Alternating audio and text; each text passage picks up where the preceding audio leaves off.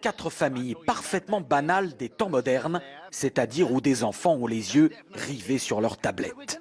L'objectif est d'observer ce qui les poussera à quitter leur écran des yeux, alors qu'autour d'eux, la réalité change. Les parents sont complices de l'expérience. Début modeste avec changement des tableaux au mur, aucune réaction.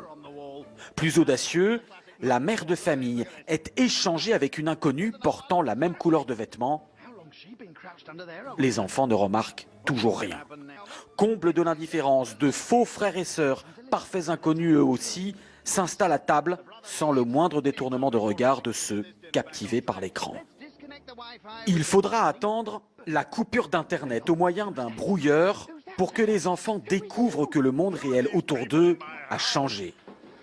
Cette expérience, menée par une marque alimentaire pour promouvoir les repas en famille, a été réalisée sur un ton léger. Mais sa démonstration est extrêmement préoccupante pour cette spécialiste des addictions. Plus les enfants passent du temps devant les écrans, moins ils regardent directement les autres dans les yeux. Et sans regard direct, on ne lit plus les codes sociaux, donc ils n'apprennent plus à vivre en société. Il y a donc des effets directs sur le cerveau et l'apprentissage, similaires à ce qu'on observe avec n'importe quelle substance addictive, y compris les drogues. Une vraie drogue, le mot est lancé.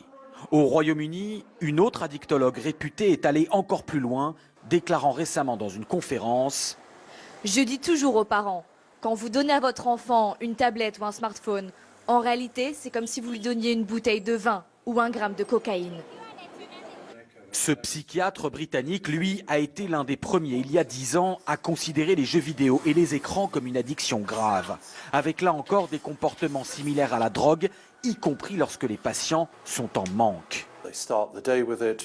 Ils s'y consacrent dès le réveil, repoussent leur toilette, ne prennent pas leur douche ou leur petit déjeuner pour être tout de suite sur les réseaux sociaux. J'ai eu des patients à la clinique qui, privés de leurs écrans, devenaient suicidaires, devenaient violents. J'en ai eu qui nous menaçaient avec une batte de baseball si on leur coupait leur connexion Internet. Sans atteindre une telle extrémité, la famille Cook subit cette dépendance aux écrans. Le fils sur son smartphone, la fille sur sa tablette, et des parents qui se sentent dépassés. Quand je vois les réactions de mon fils, si on lui enlève son portable, c'est une addiction. On va peut-être devoir faire une intervention. Je plaisante pas, c'est comme un drogué. L'intervention, cela peut être ceci, un sevrage, qui utilise là encore les mêmes techniques que pour les addictions à la drogue. Au Royaume-Uni et aux États-Unis, de nombreuses institutions proposent des cures de désintoxication en pleine forêt. Ce jeune homme est là depuis plusieurs semaines et semble littéralement renaître. Je commence enfin à me dire, va dehors, il y a un monde entier à voir et à explorer. Et quand tu ne fais que fixer ton écran, c'est vraiment malsain.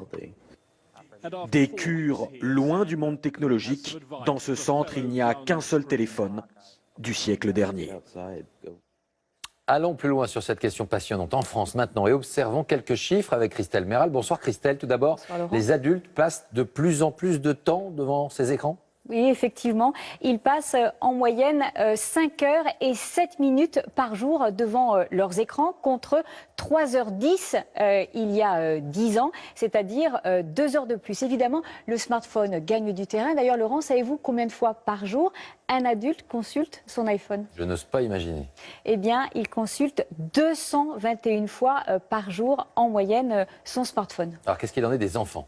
Eh bien, les enfants, en moyenne, ils passent 4 heures et 11 minutes par jour devant les écrans. C'est 1 heure de plus qu'il y a 10 ans. Une forte hausse due à l'effet tablette. Désormais, près d'un tiers des enfants possèdent leur tablette. Et on peut donc parler clairement d'addiction. Oui, selon certains scientifiques, pour les adultes, les vacances déconnectées se développent. Aucun écran pendant plusieurs jours.